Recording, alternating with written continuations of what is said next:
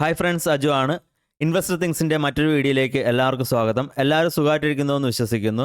ഇന്ന് നമ്മൾ diagnostic sector എന്ന് പറയുന്ന ഒരു പർട്ടിക്കുലർ സെക്ടറിനെ പറ്റിയിട്ട് ഡീറ്റെയിൽഡ് ആയിട്ടുള്ള സെക്ടോറിയൽ അനാലിസിസ് ആണ് നടത്താൻ പോകുന്നത്. ഈ പർട്ടിക്കുലർ സെക്ടർ എങ്ങനെയാണ് വർക്ക് ചെയ്യുന്നതെന്നും ഇതിൻ്റെ അകത്ത് കമ്പനീസ് എങ്ങനെയാണ് മൾട്ടിബാഗർ റിട്ടേൺസ് തരുന്നതെന്നും നമുക്കിതിൻ്റെ അകത്ത് എങ്ങനെയാണ് കമ്പനീസിൻ്റെ ഫ്യൂച്ചർ പെർഫോമൻസ് ട്രാക്ക് ചെയ്യാൻ പറ്റുന്നതെന്ന് തുടങ്ങിയിട്ടുള്ള കാര്യങ്ങളാണ് നമ്മൾ ഈ ഒരു പർട്ടിക്കുലർ അനാലിസിസ് വഴിയിട്ട് ഇന്ന് ഇവിടെ പഠിക്കാൻ പോകുന്നത്. ഓക്കെ, അപ്പോൾ ഇന്ന് നമ്മൾ പഠിക്കാൻ പോകുന്ന ഈ ഒരു പർട്ടിക്കുലർ സെക്ടർ എന്ന് പറയുന്നത് ഹെൽത്ത് കെയർ സെക്ടറിൻ്റെ ഒരു സബ് സെക്ടറാണ്. ഹെൽത്ത് കെയർ സെക്ടർ എന്ന് പറയുമ്പോഴത്തേക്കും ഹോസ്പിറ്റൽസ് അതേ കണക്ക് തന്നെ ഫാർമസ്യൂട്ടിക്കൽ കമ്പനീസ് ഇതൊക്കെ വരുന്ന ഒരു മേജർ സെഗ്മെൻറ്റിൻ്റെ ഒരു സബ് സെക്ടറാണ് ഈ പറയുന്ന ഡയഗ്നോസ്റ്റിക് സെക്ടർ. ഓക്കെ, ഈ ഡയഗ്നോസ്റ്റിക് സെക്ടർ എന്ന് പറയുമ്പോഴത്തേക്ക് എന്താണ്, നമുക്ക് ആക്ച്വലി അറിയാം, ഒരു രോഗനിർണയം നടത്താൻ നേരത്ത് നമ്മളിപ്പോൾ ഒരു അസുഖവുമായിട്ട് ഹോസ്പിറ്റലിൽ പോകാൻ നേരത്ത് ആ ഹോസ്പിറ്റലിലെ ഡോക്ടർ പറയുന്നതിനനുസരിച്ചിട്ട് നമുക്ക് ഒരു രോഗനിർണയം നടത്താൻ വേണ്ടിയിട്ട് നമ്മൾ കുറച്ച് ടെസ്റ്റ് കാര്യങ്ങളൊക്കെ ചെയ്യും.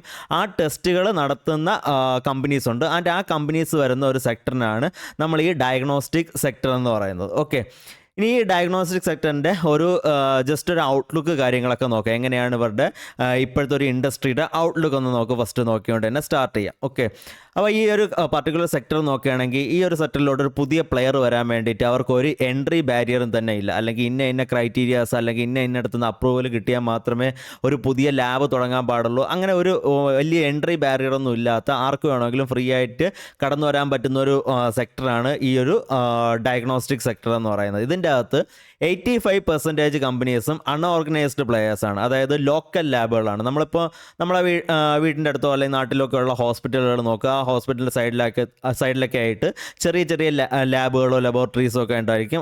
ഈ ചെറിയ ലാബുകളും ലബോറട്ടറീസിനൊക്കെയാണ് നമ്മൾ അൺഓർഗനൈസ്ഡ് പ്ലെയേഴ്സ് എന്ന് പറയുന്നത്. അവർക്കൊരു ഒറ്റ ബ്രാഞ്ചോ അല്ലെങ്കിൽ 2 ബ്രാഞ്ചോ ഒക്കെ കാണത്തുള്ളൂ. അല്ലാതെ ഗ്ലോബലി വ്യാപിച്ച് കിടക്കുന്ന വലിയ ബാക്കപ്പ് ഉള്ള അല്ലെങ്കിൽ പ്രൊമോട്ടർ ബാക്കപ്പ് ഉള്ളതോ അതല്ലെങ്കിൽ ഇൻവെസ്റ്റേഴ്സ് ബാക്കപ്പ് ഉള്ളതോ ആയിട്ടുള്ള വലിയ ഓർഗനൈസ്ഡ് പ്ലെയേഴ്സ് ആയിരിക്കത്തില്ല. അവരെല്ലാവരും തന്നെ ലോക്കൽ പ്ലെയേഴ്സ് ആയിരിക്കും. ആൻഡ് ഈ ഒരു പർട്ടിക്കുലർ ഇൻഡസ്ട്രീനെ നമ്മൾ മൊത്തത്തിലൊന്ന് നോക്കാൻ നേരത്ത് ഇവർ ഹൈലി ലോക്കൽ ആയിട്ടുള്ളൊരു ഇൻഡസ്ട്രിയാണ്. ലോക്കൽ ഇൻ ദ സെൻസ് ഈ പർട്ടിക്കുലർ ഇൻഡസ്ട്രിയിൽ നമ്മൾ നോക്കാൻ നേരത്ത് ഇവരുടെ പ്രൈസിങ്, ഇപ്പോൾ ഒരു പർട്ടിക്കുലർ ലാബിൽ ഒരു പർട്ടിക്കുലർ ടെസ്റ്റിന് കൊടുക്കുന്ന പൈസ അതേ സെയിം ടെസ്റ്റിന് തന്നെ നമ്മൾ വേറൊരു ലാബിൽ ചെല്ലാൻ നേരത്ത് അവർ വേറൊരു എമൗണ്ട് ആയിരിക്കും ചാർജ് ചെയ്യുന്നത്. അതാണ് തന്നെ ഇത് പിൻകോഡ് ടു പിൻകോഡ് വളരെ ചെറിയ ദൂര വ്യത്യാസം വരാൻ നേരത്തെ തന്നെ ഈ ഒരു പർട്ടിക്കുലർ ചാർജസിൽ വ്യത്യാസം വരും. ഇന്ത്യക്കകത്ത് നോക്കുകയാണെങ്കിൽ ഒരേ ഒരു ടെസ്റ്റിന് തന്നെ പല സ്ഥലങ്ങളിലും 200 രൂപ മുതൽ 1000 രൂപ വരെയുള്ള വേരിയേഷൻസ് കാണാറുണ്ട്. അത്ര കണ്ട് വലിയ സ്പ്രെഡുള്ള അല്ലെങ്കിൽ പ്രൈസിങ്ങിൽ വലിയധികം വ്യത്യാസമുള്ള ഒരു പർട്ടിക്കുലർ സെക്ടറാണ് ഈ ഒരു ഡയഗ്നോസ്റ്റിക് സെക്ടർ എന്ന് പറയുന്നത്. അതിൻ്റെ കാരണം എന്ന് പറഞ്ഞാൽ ഇതിലെല്ലാം തന്നെ ലോക്കൽ പ്ലെയേഴ്സിൻ്റെ കൈയടത്തിലാണ് ഏറ്റവും കൂടുതലുള്ളത്. അവർക്ക് തോന്നുന്ന പോലെയാണ് മാർജിൻസ് വയ്ക്കുന്നത്. അത് മാത്രമല്ല, ഈ ലോക്കൽ പ്ലെയേഴ്സിൻ്റെ എല്ലാം തന്നെ റിയൽ എസ്റ്റേറ്റ് കോസ്റ്റും ഇൻവെസ്റ്റ്മെൻറ്റ് കോസ്റ്റുകളും ഒക്കെ വ്യത്യാസം ഉണ്ടായിരിക്കും. പിന്നെ മാത്രമല്ല, ഇതിൻ്റെ സർട്ടിഫൈഡ് പ്ലെയേഴ്സും നോൺ സർട്ടിഫൈഡ് പ്ലെയേഴ്സും വരും. സർട്ടിഫൈഡ് പ്ലെയേഴ്സ് ഒബിയസ്ലി അവരുടെ ചാർജസ് കൂടുതലായിരിക്കും. അപ്പോൾ ഈ രീതിയിലൊക്കെയാണ് നോർമലി ഈ ഒരു പർട്ടിക്കുലർ ഇൻഡസ്ട്രി വർക്ക് ചെയ്യുന്നത്. ആൻഡ് ഈ ഒരു പർട്ടിക്കുലർ ഇൻഡസ്ട്രിയിൽ നമ്മൾ നോക്കുകയാണെങ്കിൽ ഇവിടെ 70 to 80% സെയിൽസ് നടക്കുന്നതെന്ന് പറഞ്ഞാൽ ഡോക്ടർ റെഫർ ചെയ്യുന്ന അനുസരിച്ചിട്ടാണ്. അതായത് ഇപ്പോൾ നമുക്കറിയാം, നമ്മൾ വേറെ എന്തെങ്കിലുമൊക്കെ ഒരു നോർമൽ പ്രോഡക്റ്റോ അല്ലെങ്കിൽ സർവീസോ ഒക്കെ എടുക്കാൻ വേണ്ടിയിട്ട് അഡ്വർടൈസ്മെൻറ്റ്സിന് ഒരു വലിയ പങ്കുണ്ട്. അതായത് ഇപ്പോൾ ഒരു എക്സാമ്പിൾ പറയുകയാണെങ്കിൽ നമ്മളൊരു ബിസ്ക്കറ്റ് വാങ്ങിക്കുന്നു അല്ലെങ്കിൽ ഒരു സോപ്പ് വാങ്ങിക്കുന്നു. അതിൻ്റെ പരസ്യം കണ്ടിട്ട് നമുക്കത് ഇഷ്ടപ്പെടുകയാണെങ്കിൽ നമ്മളൊന്ന് ട്രൈ ചെയ്ത് നോക്കും. അതിനുശേഷമായിരിക്കും നമ്മൾ ആ ഒരു പർട്ടിക്കുലർ പ്രോഡക്റ്റിൻ്റെ റെഗുലർ കസ്റ്റമർ ആയിട്ട് വരുന്നത്. പക്ഷേ അതേ സമയത്ത് വരൂ നമുക്കിവിടെ ഷുഗർ ടെസ്റ്റ് ചെയ്യാം, അല്ലെങ്കിൽ വരൂ നമുക്കിവിടെ തൈറോയ്ഡ് ടെസ്റ്റ് ചെയ്യാം എന്ന് പറഞ്ഞിട്ട് നമ്മൾ പരസ്യങ്ങൾ കാണാറുണ്ടോ? ഇല്ല, ഒരിക്കലും അങ്ങനെ കാണാറില്ല. അതിൻ്റെ കാരണം എന്ന് പറഞ്ഞാൽ നമ്മൾ കസ്റ്റമേഴ്സ് നമ്മുടെ ഇഷ്ടാനുസരണം പോയിട്ട് ടെസ്റ്റ് ചെയ്യുന്ന കാര്യങ്ങളല്ല ഇത്. നമുക്ക് എന്തെങ്കിലും ഒരു ആവശ്യം വരാൻ നേരത്ത് ഡോക്ടേഴ്സ് റെഫർ ചെയ്തിട്ട് ആ ഡോക്ടേഴ്സ് പറയുന്നിടത്ത് പോയിട്ടാണ് നമ്മൾ നോർമലി നമ്മുടെ എന്തെങ്കിലുമൊക്കെ ടെസ്റ്റുകൾ നടത്തണമെങ്കിൽ നമ്മൾ നടത്തുന്നത്. അപ്പോൾ അതുകൊണ്ട് തന്നെ ഈ ഒരു പരസ്യം നമ്മളുടെ ഇടയിലോട്ട് ഇങ്ങനെ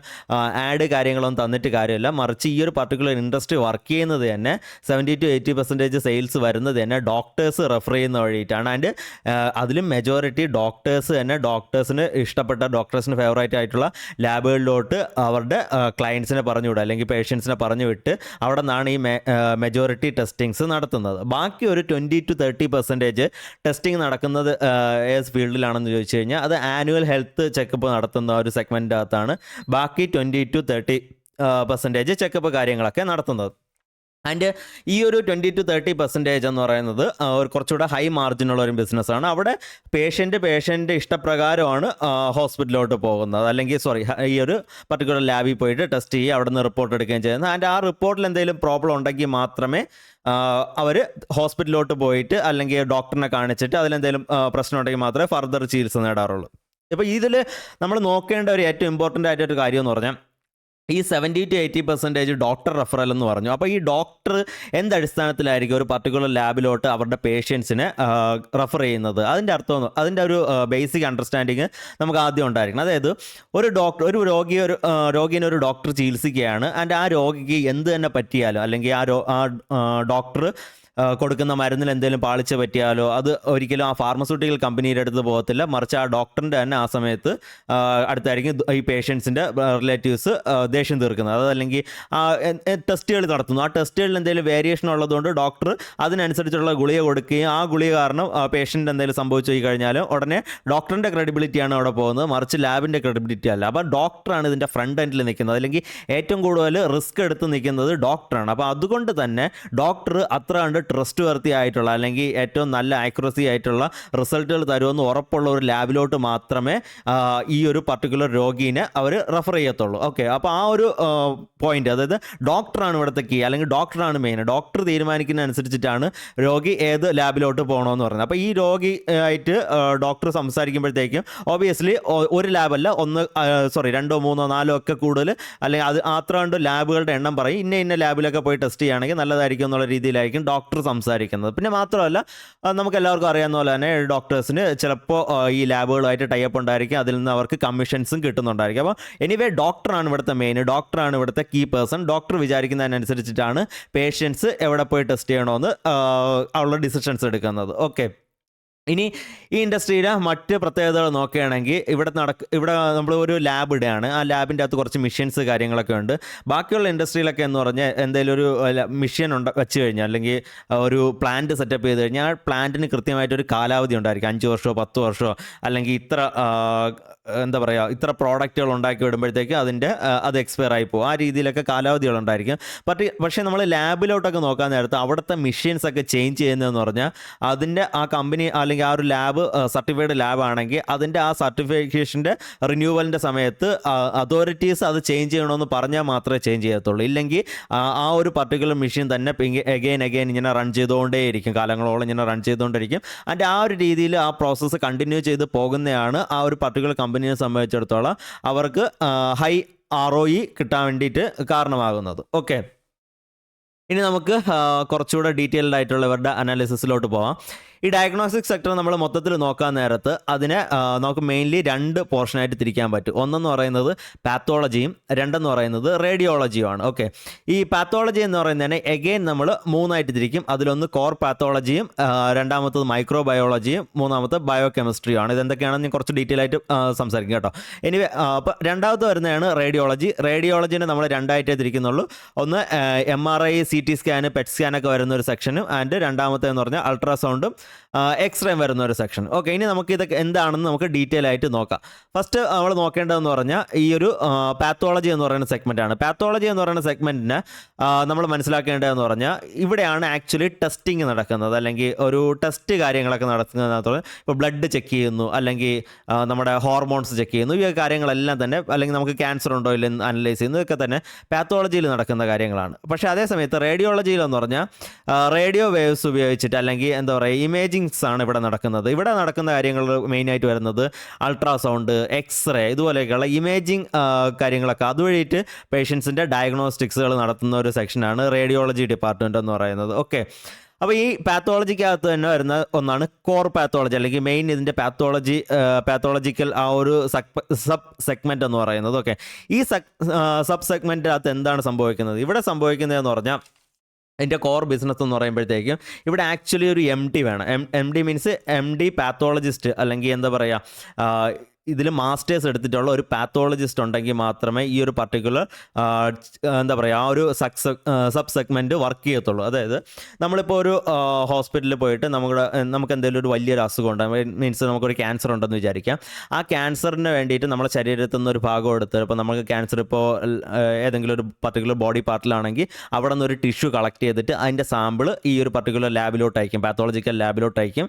ആൻഡ് ആ പാത്തോളജിക്കൽ ലാബിൽ ഒരു ഡോക്ടർ ഉണ്ടായിരിക്കും, പാത്തോളജിസ്റ്റ് ഉണ്ടായിരിക്കും. ആൻഡ് ഈ പാത്തോളജിസ്റ്റ് അതിൽ MD എടുത്തേക്കുന്ന ആളായിരിക്കും. ആൻഡ് ഈ MD എടുത്തേക്കുന്ന ആൾ അയാൾക്ക് ഇതിൻ്റെ അകത്ത് എക്സ്പെർട്ടീസ് ഉണ്ടായിരിക്കും, അയാൾക്ക് അതിൽ പഠിത്തം ഉണ്ടായിരിക്കും, അതിൻ്റെ അകത്ത് എക്സ്പീരിയൻസ് ഉണ്ടായിരിക്കും, ഏത് രീതിയിൽ എക്സ്പെർട്ടീസ് ഉള്ള ഒരാളായിരിക്കും. ആൻഡ് ഈ എക്സ്പെർട്ടീസ് ഉപയോഗിച്ചിട്ട് പുള്ളി ഇതിൻ്റെ അകത്ത് നോക്കുക, അതായത് ഈ ഒരു പർട്ടിക്കുലർ തന്നേക്കുന്ന സാമ്പിളിൻ്റെ അകത്ത് എന്തെങ്കിലും പ്രശ്നമുണ്ടോ, അല്ലെങ്കിൽ ഇതിൻ്റെ അകത്ത് ക്യാൻസറസ് ആയിട്ടുള്ള സെല്ലുണ്ടോ, ഈ രീതിയിലൊക്കെയുള്ള കൃത്യമായിട്ടുള്ള അനാലിസിസ് നടത്തിയിട്ട് ആ പുള്ളി അതിൻ്റെ അകത്ത് റിപ്പോർട്ട് എഴുതും. ഇതിൽ തന്നെ പ്രോബ്ലംസ് ഉണ്ടെന്ന് പറഞ്ഞുകൊണ്ട് റിപ്പോർട്ട് എഴുതും. അപ്പോൾ അത്ര കണ്ടൊരു എന്താ പറയുക കുറച്ച് ഹൈലി എക്സ്പെർട്ടീസ് ഉള്ള ഒരു ഇൻഡസ്ട്രിയാണ് ഈ ഫസ്റ്റ് സബ് സെഗ്മെൻ്റ് ആയിട്ടുള്ള പാത്തോളജി എന്ന് പറയുന്ന സെഗ്മെൻറ്റ്. അതുകൊണ്ട് തന്നെ ഇതിൻ്റെ അകത്തോട്ട് വലിയ പ്ലെയേഴ്സ് വരത്തില്ല, അല്ലെങ്കിൽ വലിയ കമ്പനീസ് ഒന്നും ഈ ഒരു പർട്ടിക്കുലർ സെഗ്മെൻ്റ് അകത്തോട്ട് എൻട്രി ചെയ്യില്ല. കാരണം ഇത് സ്കെയിലബിൾ അല്ല. ഇതിൻ്റെ അകത്ത് കൃത്യമായിട്ട് ഒരു എന്താ പറയുക ഹൈ പേയിങ് ആയിട്ടുള്ള ഒരു ഡോക്ടറിൻ്റെ ജോലിയുണ്ട്, അത് അയാൾക്ക് കൃത്യമായിട്ടുള്ള എക്സ്പെർട്ടൈസ് ഉണ്ടായിരിക്കണം. ആ എക്സ്പെർട്ടൈസിന് എന്തെങ്കിലും പ്രശ്നം പറ്റുകയാണ്,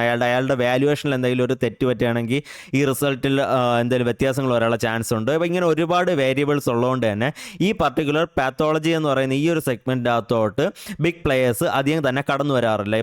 പകരം ഈ ഒരു പർട്ടിക്കുലർ സെഗ്മെൻറ്റ് കൈകാര്യം ചെയ്യുന്നത് ഹോസ്പിറ്റൽസിൻ്റെ അകത്ത് തന്നെയുള്ള ഡോക്ടേഴ്സ് ആയിരിക്കും. അതിൻ്റെ അകത്ത് തന്നെ പാത്തോളജിസ്റ്റുകൾ ഓൾറെഡി പോസ്റ്റഡ് ആയിരിക്കും. ആൻഡ് അവരായിരിക്കും ഈ ഒരു പർട്ടിക്കുലർ സെഗ്മെൻറ്റ് ഹാൻഡിൽ ചെയ്യുന്നത്. നെക്സ്റ്റ് എന്ന് പറയുന്നത് മൈക്രോ ബയോളജി എന്ന് പറയുന്ന സെഗ്മെൻറ്റാണ്. മൈക്രോ ബയോളജി എന്ന് പറയുന്ന സെഗ്മെൻറ്റിൻ്റെ അകത്താണ് നമ്മൾ വൈറസസ് ഐഡൻറ്റിഫൈ ചെയ്യുന്നത്, അല്ലെങ്കിൽ നമ്മുടെ ശരീരത്തിൽ ഏത് ബാക്ടീരിയ ആണ്, ഏത് വൈറസ് ആണ് നമ്മുടെ ശരീരത്തിൽ എന്തെങ്കിലും അസുഖങ്ങൾ ഉണ്ടാക്കുന്നത്, ഇതുപോലെയുള്ള കാര്യങ്ങളൊക്കെ ചെക്ക് ചെയ്യുന്ന ഒരു ഏരിയയാണ് ഈ ഒരു പർട്ടിക്കുലർ മൈക്രോ ബയോളജി എന്ന സെഗ്മെൻറ്റ്. ആൻഡ് ഈ ഒരു പർട്ടിക്കുലർ മൈക്രോ ബയോളജി എന്ന് പറയുന്ന സെഗ്മെൻറ്റും അത്യാവശ്യം എന്താ പറയുക സ്കെയിലബിൾ അല്ലാത്തൊരു ബിസിനസ്സാണ്. അപ്പോൾ ഇതിൽ സ്കെയിലബിലിറ്റി കുറവാണ്. ഈ പർട്ടിക്കുലർ സെഗ്മെൻറ്റ് ഹോസ്പിറ്റലിൻ്റെ അകത്ത് തന്നെ ഉള്ള ഹോസ്പിറ്റലുമായിട്ട് അറ്റാച്ച് ആയിട്ടുള്ള പാത്തോളജി ഡിപ്പാർട്ട്മെൻറ്റോ അല്ലെങ്കിൽ എന്താ പറയുക ഡയഗ്നോസ്റ്റിക് ഡിപ്പാർട്ട്മെൻറ്റോ ആണ് കൈകാര്യം ചെയ്യുന്നത്. അതല്ലാതെ ഇതിന് പ്രത്യേകിച്ച് ഔട്ട്സോഴ്സിംഗ് ഒന്നും നോർമലി ചെയ്യാറില്ല. നെക്സ്റ്റ് വരുന്നതാണ് എന്താ പറയുക ബയോ കെമിസ്ട്രി എന്ന് പറഞ്ഞ സെഗ്മെൻറ്റ്. ഈ ബയോ കെമിസ്ട്രി എന്ന് പറഞ്ഞ സെഗ്മെൻറ്റ് മാത്രമാണ് ഇതിൻ്റെ അകത്ത് ഒരു സ്കെയിലബിൾ ബിസിനസ് മോഡലുള്ളത്. ഓക്കെ, ബാക്കിയുള്ള രണ്ട് സെഗ്മെൻറ്റും അത്ര കണ്ട് സ്കെയിലബിൾ അല്ല. പക്ഷേ ഈ ഒരു ബയോ കെമിസ്ട്രി എന്ന് പറയുന്ന സെഗ്മെൻറ്റ് സ്കെയിലബിൾ ആണ്. ഓക്കെ, ഇതിൻ്റെ ഇനിഷ്യൽ ഇൻവെസ്റ്റ്മെൻറ്റുകളും ഹ്യൂജ് ആണ്. അതായത് ബയോ കെമിസ്ട്രി എന്ന് പറയുമ്പോഴത്തേക്കും അതിൻ്റെ അകത്ത് നമുക്കറിയാം നമ്മളെ ബ്ലഡിൻ്റെ അകത്തുള്ള കമ്പോണൻസ് ടെസ്റ്റ് ചെയ്യുക, അല്ലെങ്കിൽ നമ്മുടെ ഇതുള്ള ഹോർമോൺ ലെവൽസ് ടെസ്റ്റ് ചെയ്യുക, ഇങ്ങനെയുള്ള കാര്യങ്ങളൊക്കെയാണ് ഈ ബയോ കെമിസ്ട്രി എന്ന് പറയുന്ന സെഗ്മെൻറ്റ് അകത്ത് വരുന്നത്. ആൻഡ് ഇത് സ്കെയിലബിൾ ആണെന്ന് പറയാനുള്ള കാരണമെന്ന് വെച്ചാൽ ഇതിൻ്റെ അകത്ത് വലിയ എക്സ്പെർട്ടൈസ് കാര്യങ്ങളൊന്നും വേണ്ട, കുറച്ച് മെഷീൻ കാര്യങ്ങളൊക്കെ മേടിച്ച് വെച്ചാൽ മതി. ആൻഡ് ഈ മെഷീൻസിൻ്റെ അകത്തോട്ട് നമ്മൾ സാമ്പിൾ കൊടുക്കാൻ നേരത്ത് അതിൽ ഔട്ട്പുട്ട് വരും. ആ ഔട്ട്പുട്ടുകൾ ജസ്റ്റ് എൻ്റർ ചെയ്യുക, അതിൻ്റെ പ്രിൻ്റ് ഔട്ട് എടുക്കുക, പേഷ്യൻസിന് കൊടുക്കുക. ഈ ഒരു പർട്ടിക്കുലർ പ്രോസസ്സ് മാത്രമേ നടക്കത്തുള്ളൂ. അപ്പോൾ അതുകൊണ്ട് തന്നെ ഇത് കൃത്യമായിട്ട് റൺ ചെയ്ത് കൊണ്ടുപോകാൻ പറ്റും. ഇതിൻ്റെ അകത്ത് ഒരുപാട് എറേഴ്സ് കാര്യങ്ങളൊക്കെ വരാനുള്ള ചാൻസുകൾ കുറവായിരിക്കും. അപ്പോൾ അങ്ങനെ ഒരുപാട് അഡ്വാൻറ്റേജസ് ഉണ്ട് ഈ ബയോ കെമിസ്ട്രി എന്ന് പറയുന്ന സെഗ്മെൻ്റ് അകത്ത്. ആൻഡ് നമ്മൾ ഇന്ന് കാണുന്ന ഡയഗ്നോസ്റ്റിക് സെക്ടറിലുള്ള മെജോറിറ്റി കമ്പനീസും ഒന്നി റേഡിയോളജി ഡിപ്പാർട്ട്മെൻറ്റിൽ ഫോക്കസ് ചെയ്യുന്നതായിരിക്കും, അതല്ലെങ്കിൽ തന്നെ ഈ ബയോ കെമിസ്ട്രി എന്ന ഡിപ്പാർട്ട്മെൻറ്റിൽ ഫോക്കസ് ചെയ്യുന്നതായിരിക്കും. ബാക്കിയുള്ള പ്ലേയേഴ്സൊക്കെ എന്ന് പറഞ്ഞാൽ ലോക്കൽ പ്ലേയേഴ്സ് ആയിരിക്കും. കാരണം അതൊന്നും സ്കെയിലബിൾ ആയിട്ടുള്ള ബിസിനസ് മോഡലല്ല. പക്ഷേ റേഡിയോളജി ആൻഡ് ബയോ കെമിസ്ട്രി ഈ രണ്ട് സെഗ്മെൻറ്റ് മാത്രമാണ് സ്കെയിലബിൾ ആയിട്ടുള്ള ബിസിനസ് മോഡലായിട്ട് നമുക്ക് ഐഡൻറ്റിഫൈ ചെയ്യാൻ പറ്റിയിട്ടുള്ളത്. ഓക്കെ, ഇതിലും പല പ്ലേയേഴ്സും പറയുന്നൊരു കാര്യം എന്ന് പറഞ്ഞാൽ ഇപ്പോൾ ബയോ കെമിസ്ട്രിക്കകത്ത് പോലും ചില സെഗ്മെൻറ്റ് അല്ലെങ്കിൽ ചില ടെസ്റ്റുകളെന്ന് പറയുന്നത് അതും സ്കെയിലബിൾ അല്ലാത്ത ടെസ്റ്റുകളുണ്ട്. ഇപ്പോൾ എക്സാമ്പിൾ പറയുകയാണെങ്കിൽ ബ്ലഡ് ഷുഗർ എന്ന് പറഞ്ഞാൽ അതിന് initial investment, blood sugar test ചെയ്യാനുള്ള മൊത്തം സെറ്റപ്പ് വയ്ക്കുന്നതിന് ഇനിഷ്യൽ ഇൻവെസ്റ്റ്മെൻറ്റ് 1 lakhൻ്റെ അകത്തേക്ക് വരുള്ളൂ. അപ്പോൾ ഏതൊരു ചെറിയ പ്ലെയറിൻ്റെയും ബ്ലഡ് ഷുഗർ ചെക്ക് ചെയ്യാനുള്ള സാധനം ഉണ്ടായിരിക്കും, അല്ലെങ്കിൽ അതിൻ്റെ മെഷീൻസ് കാര്യങ്ങളൊക്കെ എപ്പോഴും ഉണ്ടായിരിക്കും. അത് ഹോസ്പിറ്റലിലും ഉണ്ടായിരിക്കും, എല്ലായിടത്തും ഉണ്ടായിരിക്കും. അപ്പോൾ എല്ലായിടത്തും ഈ സാധനം ഉള്ളതുകൊണ്ട് തന്നെ ഇതൊരു ഹോസ്പിറ്റലിൽ ഒരു പേഷ്യൻറ്റിന് ബ്ലഡ് ഷുഗർ ചെക്ക് ചെയ്യണമെന്ന് പറയുകയാണെങ്കിൽ അവിടെ തന്നെ ഹോസ്പിറ്റലിൽ വെച്ച് തന്നെ അതിൻ്റെ ഡയഗ്നോസ്റ്റിക്സ് നടക്കുകയാണ്. അല്ലാതെ അതിനെ വെളിയിലോട്ട് ഇന്ന ലാബിൽ പോയിട്ട് ചെക്ക് ചെയ്യുമെന്നൊന്നും പറഞ്ഞിട്ട് വിടാറില്ല. മറിച്ച് അവിടെ തന്നെ അതിൻ്റെ ഡയഗ്നോസ്റ്റിക്സ് നടക്കുകയാണ്. അതല്ലെങ്കിൽ ഇപ്പോൾ വേറെ ഏത് ലാബിൽ ചെന്ന് കഴിഞ്ഞാൽ പോലും ആ ലാബിൻ്റെ അകത്ത് ഈ ഒരു പർട്ടിക്കുലർ സെഗ്മെൻറ്റിൻ്റെ അകത്ത് ചെക്കിങ് എപ്പോഴും നടക്കാൻ പറ്റും. അതല്ലെങ്കിൽ ഇപ്പോൾ മറ്റൊരു എക്സാമ്പിൾ പറയുകയാണെങ്കിൽ CBSE എന്ന് പറയുമ്പോഴത്തേക്കും ബ്ലഡിൻ്റെ അകത്തുള്ള കൗണ്ട്, അല്ലെങ്കിൽ നമ്മളെ ഹീമോഗ്ലോബിൻ കൗണ്ട്, ഇതുപോലെയുള്ള കാര്യങ്ങളൊക്കെ ഡിസൈഡ് ചെയ്യുന്ന ടെസ്റ്റാണ് ഈ CBSE ടെസ്റ്റ് എന്ന് പറയുന്നത്. ആൻഡ് ഈ CBSE ടെസ്റ്റും ഏതൊരു ലാബിലും എല്ലാ ലാബിലും ചെയ്യുന്ന കാര്യങ്ങളാണ്. അപ്പോൾ എല്ലാ ലാബിലും ചെയ്യുന്ന കാര്യങ്ങൾ വെച്ചിട്ട് നമുക്കിവിടെ സ്കെയിലബിൾ ആയിട്ടുള്ള ഒരു ബിസിനസ് മോഡൽ മോഡൽ എടുക്കാൻ പറ്റത്തില്ല അല്ലെങ്കിൽ ഉണ്ടാക്കാൻ പറ്റത്തില്ല. കാരണം ഈ CBSE എന്ന് പറഞ്ഞ ടെസ്റ്റ് നടത്താൻ വേണ്ടിയിട്ട് വലിയ മെഷീൻസ് കാര്യങ്ങൾ പോലും വേണ്ട, കുറച്ച് അഡ്വാൻസ്ഡ് ആയിട്ടുള്ള ഒരു മൈക്രോസ്കോപ്പ് കാര്യങ്ങളൊക്കെ വെച്ചിട്ടാണ് ഈ ഒരു പർട്ടിക്കുലർ ടെസ്റ്റ് നടത്തുന്നത്. ആൻഡ് ഈ ഒരു ഇഷ്യൂ ഉള്ളതുകൊണ്ട് തന്നെ ഇതെല്ലാ ലാബിലും ഉള്ള ഒരു കാര്യമാണ്. ഏതൊരു ലാബിൻ്റെയും ഫസ്റ്റ് പ്രൈമറി ഒരു ടെസ്റ്റ് എന്ന് പറയുന്നത് CBSE ടെസ്റ്റാണ്. CBSE ടെസ്റ്റ് നടത്താനുള്ള ഒരു കേപ്പബിലിറ്റി ഉള്ളതിനെല്ലാം ലാബ് എന്ന് പറയുന്ന ഒരു കാലഘട്ടത്താണ് നമ്മൾ ജീവിക്കുന്നത്. ആൻഡ് അതുകൊണ്ട് തന്നെ ഈ ഒരു ബയോകെമിസ്ട്രി സെഗ്മെൻ്റ് അകത്ത് പോലും പർട്ടിക്കുലർ ടെസ്റ്റുകൾക്കാണ് സ്കെയിലബിലിറ്റി ഉള്ളത്. സ്കെയിലബിലിറ്റി കൊണ്ട് ഉദ്ദേശിക്കുന്നത് എന്താണ്? ആ ഒരു പർട്ടിക്കുലർ സാധനത്തിന് ഇനിഷ്യൽ ഇൻവെസ്റ്റ്മെൻറ്റ് കൂടുതലായിരിക്കും. അല്ലെങ്കിൽ അതിലൊരു ഇപ്പോൾ എക്സാമ്പിൾ പറയുകയാണെങ്കിൽ ഹോർമോൺ ടെസ്റ്റ്, അതല്ലെങ്കിൽ വൈറ്റമിൻ ടെസ്റ്റ്, ഇതുപോലുള്ള കാര്യങ്ങളൊക്കെ ടെസ്റ്റ് ചെയ്യണമെങ്കിൽ അതിലൊരു 1 കോടി രൂപയുടെയൊക്കെ വലിയ മെഷീൻസ് വാങ്ങിച്ച് ഇൻസ്റ്റാൾ ചെയ്താൽ മാത്രമേ ആ ടെസ്റ്റുകൾ കാര്യങ്ങളൊക്കെ നടത്താൻ പറ്റുള്ളൂ. ആൻഡ് ആ 1 കോടി രൂപയുടെ മെഷീൻസ് ഇൻസ്റ്റാൾ ചെയ്യാൻ എല്ലാവരെ കൊണ്ടും പറ്റത്തില്ല. അപ്പോൾ കുറച്ച് ആൾക്കാർ മാത്രമേ ഈ മെഷീൻസ് ഉള്ള ആൾക്കാർ കാണത്തുള്ളൂ മാർക്കറ്റിൻ്റെ അകത്ത്. അപ്പോൾ അതുകൊണ്ട് തന്നെ ഈ ഒരു പർട്ടിക്കുലർ ടെസ്റ്റ് നടത്തണമെങ്കിൽ ഇന്നടുത്ത് പോയിട്ട് ടെസ്റ്റ് ചെയ്യാൻ വേണ്ടിയിട്ട് ഹോസ്പിറ്റലിൽ നിന്ന് റെഫർ ചെയ്യും, അതല്ലെങ്കിൽ ക്ലിനിക്കുകളിൽ നിന്ന് റെഫർ ചെയ്യും. ആൻഡ് ആ റെഫറൻസുമായിട്ട് ഇവർക്ക് ഈ ബിസിനസ് സ്കെയിലബിൾ ആയിട്ട് റൺ ചെയ്യാനും പറ്റും. ഓക്കെ, അപ്പോൾ ലെസ് കോമ്പറ്റീഷൻ ആൻഡ് സ്കെയിലബിലിറ്റി, അതാണ് ഈ ബയോകെമിസ്ട്രി എന്ന് പറഞ്ഞ സെഗ്മെൻ്റ് അകത്തുള്ളത്. അതേ കണക്ക് തന്നെ നമ്മൾ നെക്സ്റ്റ് നോക്കുന്നതെന്ന് പറഞ്ഞാൽ റേഡിയോളജി എന്ന് പറഞ്ഞ സെഗ്മെൻറ്റാണ്. റേഡിയോളജി എന്ന് പറയുന്ന സെഗ്മെൻറ്റിൻ്റെ അകത്ത് ഏറ്റവും വലിയ ഇൻട്രസ്റ്റിംഗ് ഫാക്ടർ എന്താണെന്ന് പറയുകയാണെങ്കിൽ ഇവർക്ക് ക്യാപെക്സ് വളരെ ഹെവിയാണ്. ഓക്കെ, ക്യാപെക്സ് എന്ന് പറയുന്നത് വളരെ ഹെവിയാണ്. ക്യാപെക്സ് എന്ന് പറഞ്ഞാൽ എന്താണ്? ക്യാപെക്സ് എന്ന് പറയുമ്പോഴത്തേക്കും ഇനിഷ്യൽ ഇൻവെസ്റ്റ്മെൻറ്റ് വളരെ ഹെവിയാണ്. അതായത് ഒരു എക്സ്റേ എടുക്കുന്ന മെഷീൻ, അല്ലെങ്കിൽ ഒരു അൾട്രാസൗണ്ട് എടുക്കുന്ന മെഷീൻ, അതല്ലെങ്കിൽ ഒരു MRI സ്കാൻ എടുക്കുന്ന മെഷീൻ, ഈ മെഷീൻസ് എല്ലാം തന്നെ ഫസ്റ്റ് മേടിച്ച് വയ്ക്കാൻ വേണ്ടിയിട്ട് വളരെ ഹ്യൂജ് ആയിട്ടുള്ള കോസ്റ്റ് ആവും, അല്ല കോടികളുടെ എമൗണ്ട് ആവും. പക്ഷേ അതേ സമയത്ത് ഒരു വട്ടം ഇത് ഇൻസ്റ്റാൾ ചെയ്ത് കഴിഞ്ഞാൽ പിന്നെ കാലങ്ങളോളം ഈ മെഷീനിൽ തന്നെ പേഷ്യൻസിനെ ചെക്ക് ചെയ്യാനും അതിന് വലിയ ചിലവുകൾ കാര്യങ്ങളൊന്നും ഇല്ലാതെ തന്നെ മെയിൻറ്റെയിൻ ചെയ്ത് കൊണ്ടുപോകാനൊക്കെ പറ്റും. അപ്പോൾ അതുകൊണ്ട് അത്രയ്ക്ക് വലിയ ക്യാപെക്സ് ഓറിയൻറ്റഡ് ആയിട്ടുള്ളൊരു ബിസിനസ്സാണ് ഈ റേഡിയോളജി സെഗ്മെൻറ്റ് എന്ന് പറയുന്നത്.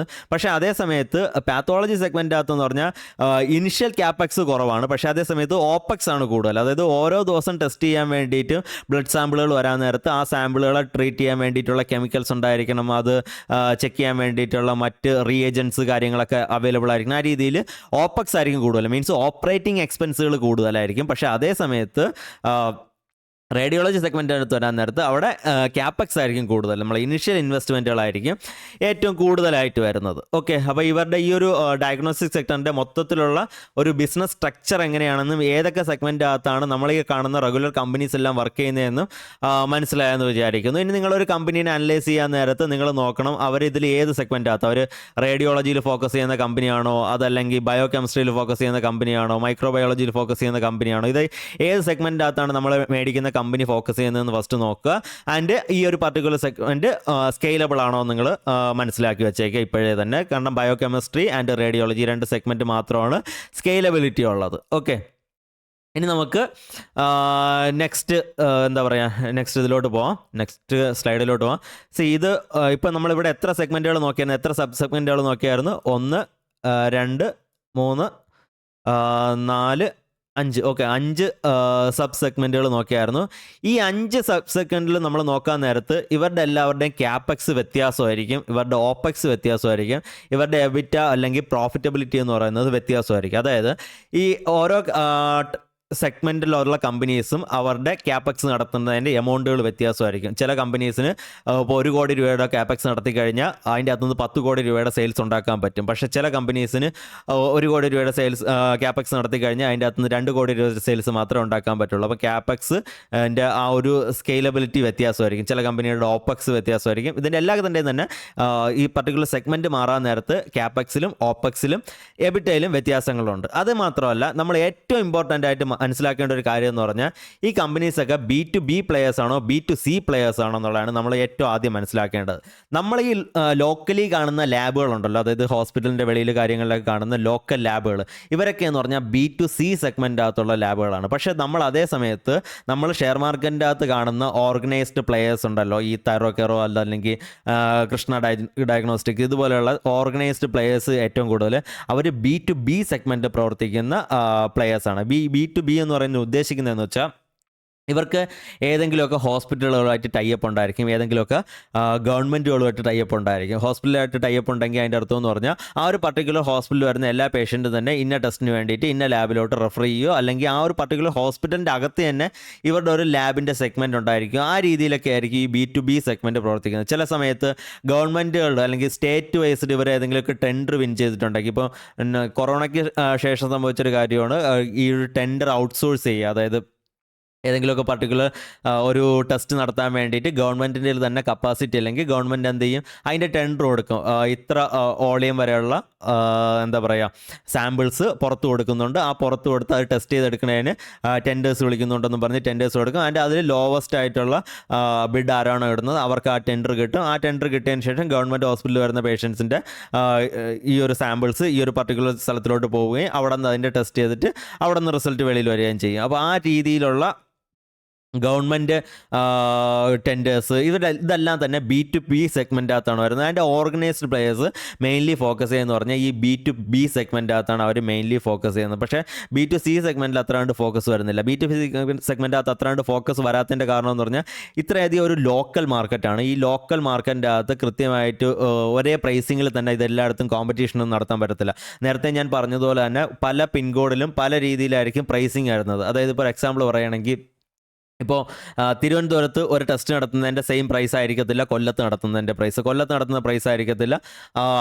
എന്താ പറയുക പത്തനംതിട്ട നടത്തുന്ന പ്രൈസ്. അപ്പോൾ ഇതെല്ലാം സ്ഥലം വൈസ് വ്യത്യാസം വരും. ഈ ട്രിവാൻഡ്രത്ത് തന്നെ നോക്കുകയാണെങ്കിൽ രണ്ട് സ്ഥലങ്ങൾ തമ്മിൽ ഒരു 5 കിലോമീറ്ററിൻ്റെ വ്യത്യാസം ഉണ്ടെങ്കിൽ അവിടെ പോലും പ്രൈസിങ്ങിൽ വലിയധികം വ്യത്യാസം ഉണ്ടായിരിക്കും. ഓക്കെ, ഈ ഒരു പർട്ടിക്കുലർ എന്താ പറയുക ഒരു ടെസ്റ്റിന് തന്നെ പ്രൈസിങ്ങിൽ വ്യത്യാസം ഉണ്ടായിരിക്കും. ആൻഡ് ഈ പ്രൈസിങ്ങിൽ വ്യത്യാസം ഉണ്ടായിരിക്കുന്നതുകൊണ്ട് തന്നെ ഒരു ഓർഗനൈസ്ഡ് പ്ലെയർ അല്ലെങ്കിൽ ഒരു എന്താ പറയുക ഒരു പാൻ ഇന്ത്യ പ്ലെയർ ഇതിൻ്റെ അകത്തോട്ട് വരികയും അവർക്ക് ഒരിക്കലും ഇതേ കണക്ക് ഓരോ സ്ഥലം മാറുമ്പോഴത്തേക്കും അവരുടെ പ്രൈസുകൾ മാറ്റാൻ പറ്റത്തില്ല. അവരൊരു സ്റ്റാൻഡേർഡ് ആയിട്ടുള്ളൊരു പ്രൈസ് കീപ്പ് ചെയ്യുന്ന ആൾക്കാരായിരിക്കും. പക്ഷേ അതേ സമയത്ത് ഈ ലോക്കലി ഉള്ള ആൾക്കാരെ സംബന്ധിച്ചിടത്തോളം അവർക്ക് ലോക്കലി ഉള്ള പ്രൈസുകൾ അവർ സാറ്റിസ്ഫൈഡ് ആയിരിക്കും, അല്ലെങ്കിൽ ലോക്കലി ഉള്ള പ്രൈസ് സെറ്റ് ചെയ്യുന്നതായിരിക്കും അവർക്ക് ഏറ്റവും വയബിൾ എന്ന് പറയുന്നത്. അതിൻ്റെ കാരണം എന്ന് പറഞ്ഞാൽ ഇപ്പോൾ ഒരു ഹോസ്പിറ്റലിൻ്റെ അടുത്ത് ഒരു ലാബുണ്ട്.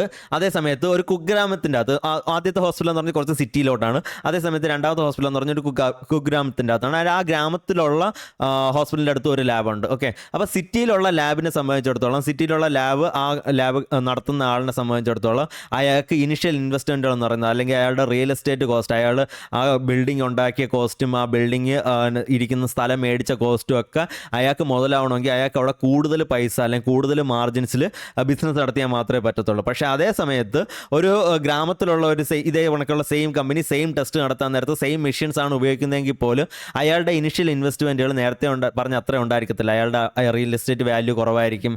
ചിലപ്പോൾ അയാൾ ഉണ്ടാക്കിയിരിക്കുന്ന ബിൽഡിങ് കാര്യങ്ങൾ അയാൾ ഇനിഷ്യലി സെറ്റപ്പ് ചെയ്ത കാര്യങ്ങളെല്ലാം വെച്ച് നോക്കാൻ നേരത്ത് അയാളുടെ ഇനിഷ്യൽ ഇൻവെസ്റ്റ്മെൻറ്റുകൾ കുറവായതുകൊണ്ട് അയാൾക്ക് കുറച്ചുകൂടെ താഴ്ത്തിയ പ്രൈസിൽ സാധനം കൊടുത്താലും അയാൾ പ്രോഫിറ്റബിൾ ആയിരിക്കും. അപ്പോൾ അതൊക്കെ കൊണ്ട് തന്നെ ഈ ഒരു അൺഓർഗനൈസ്ഡ് പ്ലെയേഴ്സ് വളരെയധികം പ്രൈസിങ്ങിൽ വേരിയേഷൻസ് ഉള്ള ഒരു പ്ലെയേഴ്സാണ്.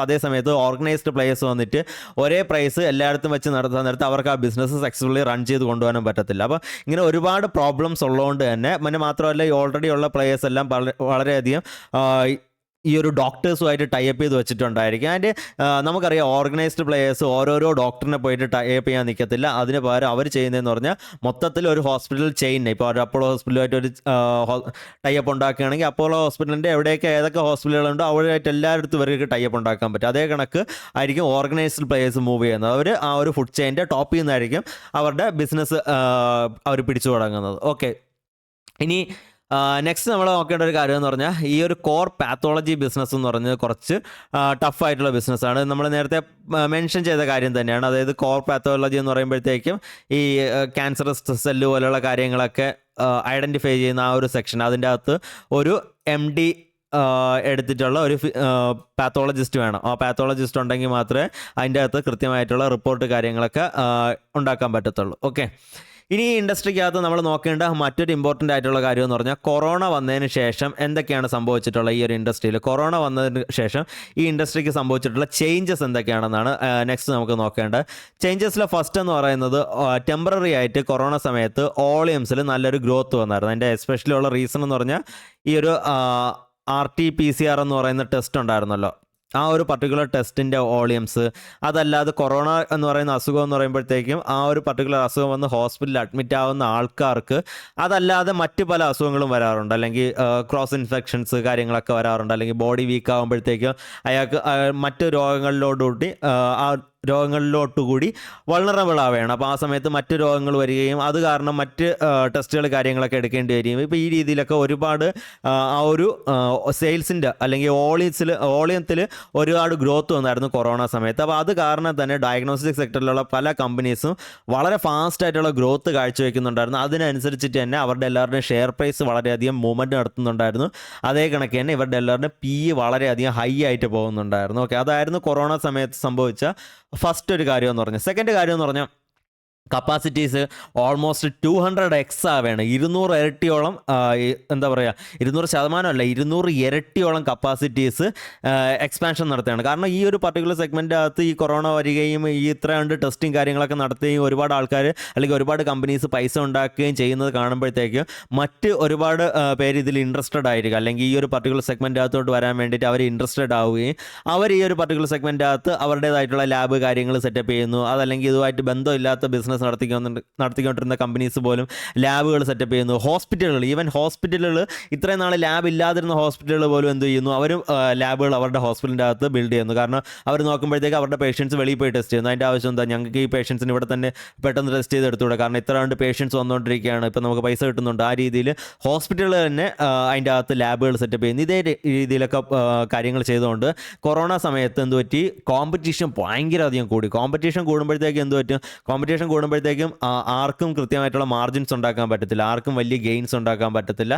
മറിച്ച് എല്ലാവരിലോട്ടും എന്താ പറയുക, ഇത് ഡിസ്ട്രിബ്യൂട്ട് ആയിട്ട് അങ്ങ് പോവുകയാണ് ചെയ്യുന്നത്. ഓക്കെ, അതാണ് കൊറോണ ഒരു സമയത്ത് സംഭവിച്ച ഏറ്റവും വലിയ പ്രോബ്ലം. ആൻഡ് ആ ഒരു പ്രോബ്ലത്തിൻ്റെ ഇതായിട്ട് ആഫ്റ്റർ എഫക്റ്റ് ആയിട്ട് കൊറോണ എന്ന് പറയുന്ന ആ ഒരു മഹാമാരി ഒന്ന് അടങ്ങിയപ്പോഴത്തേക്കും, അല്ലെങ്കിൽ പേഷ്യൻസിൽ അത്ര കണ്ട് ഗ്രോത്ത് വരാതെ ആയപ്പോഴത്തേക്കും ഇതെല്ലാം തന്നെ റിവേഴ്സ് എഫക്റ്റ് ചെയ്തു. ഇതെല്ലാം തന്നെ ഇവരെ തിരിച്ച് ബാധിച്ചു തുടങ്ങി. അല്ലെങ്കിൽ ഇത്ര കണ്ട് വലിയ ക്യാപെക്സുകൾ ചെയ്തതെല്ലാം വെറുതെ ഇരിക്കാൻ തുടങ്ങി.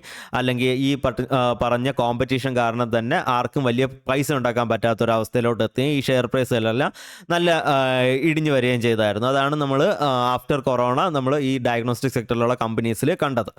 നെക്സ്റ്റ് മറ്റൊരു ഇമ്പോർട്ടൻ്റ് ആയിട്ടുള്ള ഫാക്ടർ എന്ന് പറഞ്ഞാൽ ഗവൺമെൻറ് ഹോസ്പിറ്റലുകളിൽ വളരെയധികം തന്നെ ലോഡ് വന്നായിരുന്നു. ഈ ഒരു പർട്ടിക്കുലർ RT-PCR പോലെയുള്ള കാര്യങ്ങൾ ടെസ്റ്റ് ചെയ്യാൻ വേണ്ടിയിട്ട് ലോഡ് വരികയും ഗവൺമെൻറ് ഇതെല്ലാം കൂടെ ഹാൻഡിൽ ചെയ്യാൻ പറ്റാതെ വരികയും ചെയ്തു. അപ്പോൾ അവരെന്ത് ചെയ്തു, പല കമ്പനികളിലോട്ടും ഔട്ട്സോഴ്സ് ചെയ്തു. അതായത് ടെൻഡർ വിളിച്ചിട്ട് ഞങ്ങളുടെ ഇത്ര കണ്ട് സാമ്പിൾസ്, ഇത്ര 1000 സാമ്പിൾസോ അല്ലെങ്കിൽ ഇത്ര ലക്ഷം സാമ്പിൾസോ ടെസ്റ്റ് ചെയ്ത് തരാൻ വേണ്ടിയിട്ട് ഇപ്പോൾ മഹാരാഷ്ട്ര ഗവൺമെൻറ്റോ അതല്ലെങ്കിൽ UP ഗവൺമെൻറ്, അങ്ങനെ ഓരോ ഗവൺമെൻറ് വൈസ് അവർ, എനിക്ക് തോന്നുന്നു ജാർഖണ്ഡിൻ്റെ ടെൻഡർ പിടിച്ചത് തൈറോക്കെയർ ആണെന്ന് തോന്നുന്നു. അപ്പോൾ ഇതേ കണക്ക് ഏതെങ്കിലുമൊക്കെ കമ്പനീസ് ഔട്ട്സോഴ്സ് ചെയ്യാൻ വേണ്ടിയിട്ട് ടെൻഡർ വിളിച്ചു. ആ ടെൻഡറിന് പല കമ്പനീസും പാർട്ടിസിപ്പേറ്റ് ചെയ്തു. ആൻഡ് ഈ ഒരു പാർട്ടിസിപ്പേറ്റിന് ശേഷം ഗവൺമെൻറ് മനസ്സിലായി സ്വന്തമായിട്ടൊരു ലാബ് റൺ ചെയ്യുന്നതിനെക്കാട്ടി എന്തുകൊണ്ടും ചീപ്പാണ് ഇങ്ങനെ ഔട്ട്സോഴ്സ് ചെയ്ത് ചെയ്യുന്നതുകൊണ്ട്. കാരണം ഏറ്റവും ലോവസ്റ്റ് ബിഡ് ഇടുന്ന ടെൻഡറിനായിരിക്കും ഓർഡർ പോകുന്നത്. അപ്പോൾ അതുകൊണ്ട് തന്നെ എന്തുകൊണ്ടും നല്ലതാണ് സ്വന്തമായിട്ടൊരു ലാബ് ഇടുന്നതിനെക്കാട്ടിയും കോസ്റ്റ് എഫിഷ്യൻ്റ് ആണ് ഈ രീതിയിൽ ടെൻഡർ വിളിച്ച് കൊടുക്കുന്നതെന്നുള്ളൊരു സത്യം ഗവൺമെൻറ് മനസ്സിലാക്കിയിട്ടുണ്ട്. ഓക്കെ, നെക്സ്റ്റ് എന്ന് പറയുന്നത് നമുക്ക് റേഡിയോളജി എന്ന് പറഞ്ഞ ഒരു സെഗ്മെൻറ്റ് നോക്കാം. റേഡിയോളജി എന്ന് പറഞ്ഞ സെഗ്മെൻറ്റ് നേരത്തെ പറഞ്ഞ പോലെ തന്നെ ഹൈ ക്യാപെക്സ് ഉള്ള ഒരു സെഗ്മെൻറ്റാണ്. ഇതിൻ്റെ അകത്ത് ഒരു പുതിയ കമ്പനി അവരുടെ എന്താ പറയുക, ഒരു ലാബ് തുടങ്ങണമെങ്കിൽ അതിന് വളരെയധികം ഹ്യൂജ് ആയിട്ടുള്ള ക്യാപെക്സ് അല്ലെങ്കിൽ ക്യാപിറ്റൽ വേണ്ടി വരും. ഫസ്റ്റ് അവരുടെ ഇനിഷ്യൽ ഇൻവെസ്റ്റ്മെൻറ്റ് കാര്യങ്ങളൊക്കെ ചെയ്യാൻ വേണ്ടിയിട്ട്. അത് മാത്രമല്ല, ഈ ഒരു റേഡിയോളജി സെഗ്മെൻറ്റ് നോക്കുകയാണെങ്കിൽ ഇത് പകൽ മാത്രമാണ് ഇവർ പ്രവർത്തിക്കുന്നത്. നമുക്കറിയാം, ഇപ്പോൾ CT സ്കാന് അതല്ലെങ്കിൽ MRI, PET സ്കാന് ഇതുപോലുള്ള കാര്യങ്ങളൊന്നും നമ്മൾ രാത്രി പോയി കഴിഞ്ഞാൽ നമുക്ക് നോർമലി അങ്ങനെ ചെയ്ത് കിട്ടത്തില്ല. കാരണം അതിൻ്റെ എന്ന് പറഞ്ഞാൽ ലാബുകളെല്ലാം തന്നെ ആ സമയത്ത് അടപ്പായിരിക്കും. അതല്ലെങ്കിൽ ഏതെങ്കിലുമൊക്കെ ഹോസ്പിറ്റലിൻ്റെ അകത്ത് ഇൻബിൽഡ് ഉണ്ടെങ്കിൽ അവരും ആ സമയത്ത് അവരുടെ എന്താ പറയുക, നോർമലി അത് ഓഫായിരിക്കും. പിന്നെ എന്തെങ്കിലും എമർജൻസി ഉണ്ടെങ്കിൽ മാത്രമേ അതപ്പോഴും ഓപ്പൺ ചെയ്തിട്ട് ഈ പർട്ടിക്കുലർ ടെസ്റ്റ് കാര്യങ്ങളൊക്കെ ചെയ്യാറുള്ളൂ. അത് എസ്പെഷ്യലി ഈ ഒരു MRI, CT സ്കാൻ ഈ കാര്യങ്ങളൊക്കെ. കാരണം ഇത് പകൽ മാത്രം പ്രവർത്തിക്കുന്ന ഒരു ടൈപ്പ് ഓഫ് ബിസിനസ്സാണ്. അപ്പം എന്തുകൊണ്ടാണ് കമ്പനീസ് റേഡിയോളജീസിൽ ഫോക്കസ് ചെയ്യുന്ന കമ്പനീസ് റേഡിയോളജീസിൽ മാത്രം ഫോക്കസ് ചെയ്യുന്നതാണ് നമ്മൾ നോക്കണം. കാരണം റേഡിയോളജി എന്ന് പറയുന്ന ഒരു പർട്ടിക്കുലർ സെഗ്മെൻ്റ് അകത്തുള്ള കമ്പനീസ് അവർ റേഡിയോളജിയിൽ മാത്രമേ നിൽക്കാറുള്ളൂ. അവർ പാത്തോളജി എന്ന് പറഞ്ഞ സെഗ്മെൻ്റ് അകത്തോട് പോകാറില്ല. അതിൻ്റെ കാരണം എന്ന് പറഞ്ഞാൽ ഇതാണ്, ഇവർ പകൽ മാത്രം റേഡിയോളജി എന്ന സെഗ്മെൻറ്റ് കൂടുതലും പകൽ മാത്രം ഓപ്പറേറ്റ് ചെയ്യുന്ന ഒരു ബിസിനസ്സാണ്. ഇവരിൻ്റെ കൂട്ടത്തിൽ പാത്തോളജി കൂടെ സ്റ്റാർട്ട് ചെയ്യണമെന്ന് വിചാരിക്കുക. അപ്പോൾ പാത്തോളജി കൂടെ സ്റ്റാർട്ട് ചെയ്യുമ്പോഴത്തേക്കും ഇവരുടെ ഒരു ഓവർനൈറ്റ് അല്ലെങ്കിൽ 24 hours ഇവരുടെ ബിസിനസ് നടത്തേണ്ടി വരും. ആൻഡ് 24 hours അവർ ഓപ്പൺ ചെയ്ത് വയ്ക്കുകയാണെങ്കിൽ ഈ ഒരു പർട്ടിക്കുലർ പാത്തോളജിയിൽ ഇവരൊരു കോർ റേഡിയോളജി പ്ലെയർ ആണെങ്കിൽ ഇവർക്ക് പാത്തോളജിക്കകത്ത് വലിയ എക്സ്പോഷർ ഉണ്ടായിരിക്കത്തില്ല. റവന്യൂടെ വളരെ ചെറിയ പെർസെൻറ്റേജ് മാത്രമേ ഇവർക്ക് പാത്തോളജി വരുന്നുണ്ടായിരിക്കുള്ളൂ. ആൻഡ് ആ ഒരു പർട്ടിക്കുലർ ചെറിയ പെർസെൻറ്റേജിന് വേണ്ടിയിട്ട് ഇവർ ഫുൾ ടൈം ഇവർ പ്രവർത്തിക്കേണ്ടി വരും. ഫുൾ ടൈം പ്രവർത്തിക്കേണ്ടി വരുമ്പോഴത്തേക്കും ബാക്കി സമയം മൊത്തം ഇവരുടെ റേഡിയോളജി മെഷീൻസ് ഒരു ജോലി ഇല്ലാതെ വെറുതെ ഇരിക്കുകയാണ്. ആൻഡ് ആ ഒരു പർട്ടിക്കുലർ സമയത്ത് അവർ വെറുതെ ഇരിക്കുന്നത് കൊണ്ട് തന്നെ അത് ഒരു എഫിഷ്യൻ്റ് ആയിട്ടുള്ള ഒരു മാനേജ്മെൻ്റ് അല്ല, കപ്പാസിറ്റി യൂട്ടിലൈസേഷൻ എഫിഷ്യൻ്റ് ആയിട്ട് നടത്താൻ പറ്റാതെ വരികയും അത് ഇവർക്ക് കോസ്റ്റ് കൂട്ടാനുള്ള ചാൻസസ് ഒക്കെ ഉണ്ടാക്കുക. അപ്പോൾ അതുകൊണ്ടാണ് നോർമലി റേഡിയോളജിയിൽ ഫോക്കസ് ചെയ്യുന്ന കമ്പനീസ് റേഡിയോളജിസ്റ്റിൽ മാത്രം ഫോക്കസ് ചെയ്യാൻ നോക്കുന്നത്, കൂടുതൽ പാത്തോളജിയിലോട്ട് അവർ എൻ്റർ ചെയ്യാതിരിക്കാൻ വേണ്ടിയിട്ട് നോക്കുന്നത്. ഓക്കെ, ഇനി നമുക്ക് കുറച്ച് കമ്പനി സ്പെസിഫിക് ആയിട്ടുള്ള ഡിസ്കഷൻസിലൂടെ പോവാം. ഫസ്റ്റ് എന്ന് പറയുന്നത് തൈറോകെയർ എന്ന് പറയുന്ന കമ്പനിയാണ്. തൈറോകെയർ പേര് സൂചിപ്പിക്കുന്ന പോലെ തന്നെ തൈറോയിഡ് എന്ന് പറയുന്ന ടെസ്റ്റിൽ മാത്രം ഫോക്കസ് ചെയ്തുകൊണ്ടിരുന്ന ഒരു കമ്പനിയാണ്. അതിൻ്റെ കാരണം എന്ന് പറഞ്ഞാൽ നേരത്തെ നമ്മൾ പറഞ്ഞായിരുന്നു, ഇപ്പോൾ ബ്ലഡ് ഷുഗർ ഇനിഷ്യൽ ഇൻവെസ്റ്റ്മെൻറ്റ് ഒരു 1 ലക്ഷം മതി.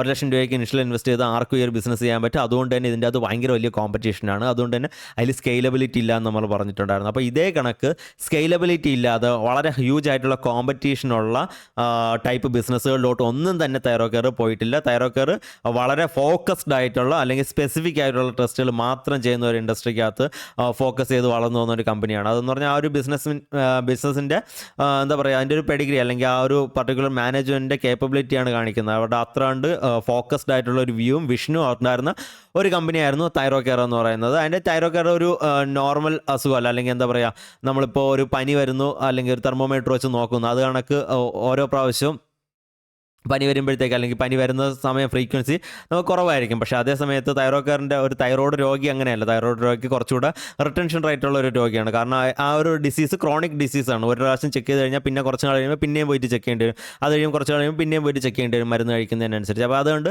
ഒരു റിട്ടൻഷൻ റേറ്റ് കൂടുതലുള്ള ഒരു ടൈപ്പ് സെഗ്മെൻ്റ് അകത്താണ് തൈറോകെയർ പ്രവർത്തിക്കുന്നത്. മാത്രമല്ല തൈറോകെയർ നമ്മൾ നേരത്തെ പറഞ്ഞല്ലോ, ഓർഗനൈസ്ഡ് പ്ലേയേഴ്സ് എല്ലാം തന്നെ B2B സെഗ്മെൻറ്റാണ് ഫോക്കസ് ചെയ്യുന്നത്. ഇവർ B2B സെഗ്മെൻറ്റ് ആ ഒരു മാർക്കറ്റ് ഡിസ്ട്രപ്റ്റ് ചെയ്തുകൊണ്ട് എമർജ് ചെയ്ത് വന്ന ഒരു പ്ലെയർ കൂടെയാണ് തൈറോകെയർ എന്ന് പറയുന്നത്. ഈ തൈറോകെയറിന് മൈക്രോബയോളജി സെഗ്മെൻ്റ് അകത്ത് ഇവർ IPO വരുന്നതിന് മുന്നായിട്ട് ഒരു എക്സ്പോഷർ പോലും ഇല്ലായിരുന്നു. IPO വരുന്നതിൻ്റെ ആ ഒരു ടൈം ആയപ്പോഴാണ് ഇവർ മൈക്രോബയോളജി എന്ന് പറയുന്ന ഒരു സെഗ്മെൻ്റ് അകത്തൂടെ എക്സ്പോഷർ എടുത്തുകൊണ്ട് IPO ലോഞ്ച് ചെയ്തത്. ഓക്കെ, മാത്രമല്ല ഇവരുടെ ഏറ്റവും വലിയ പ്രത്യേകത എന്ന് പറഞ്ഞാൽ ഇവർ ഫ്രാഞ്ചൈസി മോഡലിലാണ് പ്രവർത്തിക്കുന്നത്. ഫ്രാഞ്ചൈസി മോഡൽ എന്ന് പറയുമ്പോൾ നമുക്ക് പറയാം, നമ്മളെ നാട്ടിലൊക്കെ KFC ഉണ്ട്, അതല്ലെങ്കിൽ ഇപ്പോൾ ടൈറ്റൻ ഉണ്ട്. ഇവരൊക്കെ എങ്ങനെയാണ് ഈ KFC ഒരു നമ്മുടെ നാട്ടിലൊരു KFCയുടെ ഒരു കട തുടങ്ങാൻ നേരത്ത് അല്ലെങ്കിൽ അവരുടെ ഒരു റെസ്റ്റോറൻറ്റ് തുടങ്ങാൻ നേരത്ത് ആ KFCയുടെ യഥാർത്ഥ ഓണേഴ്സും പ്രൊമോട്ടേഴ്സും അവരൊക്കെ വന്ന് നോക്കിയിട്ടാണ് അത് തുടങ്ങുന്നത്. അല്ല, അതിനെ ഫ്രാഞ്ചൈസി എടുക്കുകയാണ്. അതായത് നമ്മുടെ നാട്ടിലെ തന്നെ ഉള്ള ലോക്കലായിട്ടുള്ള ആരെങ്കിലുമൊക്കെ ഈ ഒരു പർട്ടിക്കുലർ കമ്പനീനെ കോൺടാക്ട് ചെയ്യുകയും നിങ്ങളുടെ കമ്പനിയുടെ ആ ഒരു ബ്രാൻഡ് നെയിമും കാര്യങ്ങളൊക്കെ ഉപയോഗിച്ച് അവരുടെ നിങ്ങളുടെ മെനു ഒക്കെ ഉപയോഗിച്ചുകൊണ്ട് ഞാനിവിടെ ഒരു ഫ്രാഞ്ചൈസി തുടങ്ങാൻ ആഗ്രഹിക്കുന്നു എന്നും പറഞ്ഞുകൊണ്ട് അവരെ സമീപിക്കുകയും അതിനുശേഷം അവർ അതിൽ ട്രെയിനിങ് കൊടുക്കും. ഈ പർട്ടിക്കുലർ KFC എന്ന് പറഞ്ഞാൽ ഇതെങ്ങനെയാണ് ഫുഡ് ഉണ്ടാക്കേണ്ടതെന്നും പറഞ്ഞുകൊണ്ട് ഇവർക്ക് ട്രെയിനിങ് കൊടുത്തിട്ട് അത് പ്രകാരം അതേ അവർ പറയുന്ന ഈവൻ അവർ തന്നെ ആയിരിക്കും ഈ ഒരു പർട്ടിക്കുലർ റെസ്റ്റോറൻറ്റ് ഇൻറ്റീരിയർ പോലും ഡിസൈൻ ചെയ്യുന്നത്. അത്രണ്ട് അതെല്ലാം അവർ പറയും പോലെ ഉണ്ടാക്കണം. കാരണം ആ ഒരു പർട്ടിക്കുലർ ബ്രാൻഡ് നെയിമിൻ്റെ കീഴിലാണ് ഈ ഒരു കമ്പനി വരാൻ പോകുന്നത്. ആൻഡ് അതിന് ഒരു കോട്ടവും തട്ടാത്ത രീതിയിലുള്ള ബിസിനസ് ആയിരിക്കണം ഇവർ എസ്റ്റാബ്ലിഷ് ചെയ്യേണ്ടത്. അപ്പോൾ ആ രീതിയിലാണ്, അങ്ങനെയാണ് ഫ്രാഞ്ചൈസി മോഡൽ വർക്ക് ചെയ്യുന്നത്. സെയിം ടൈറ്റൻ എന്ന് പറയുന്ന കമ്പനിയും അവരും ഫ്രാഞ്ചൈസി മോഡലാണ് വർക്ക് ചെയ്യുന്നത്. ടൈറ്റൻ്റെ ഷോറൂമുകൾ എടുക്കുന്നത് കണക്ക് ഫ്രാഞ്ചൈസിയിൽ ആൾക്കാർ ഓപ്പൺ ചെയ്യുന്നതാണ്. അപ്പോൾ ഇത് കണക്ക് തന്നെ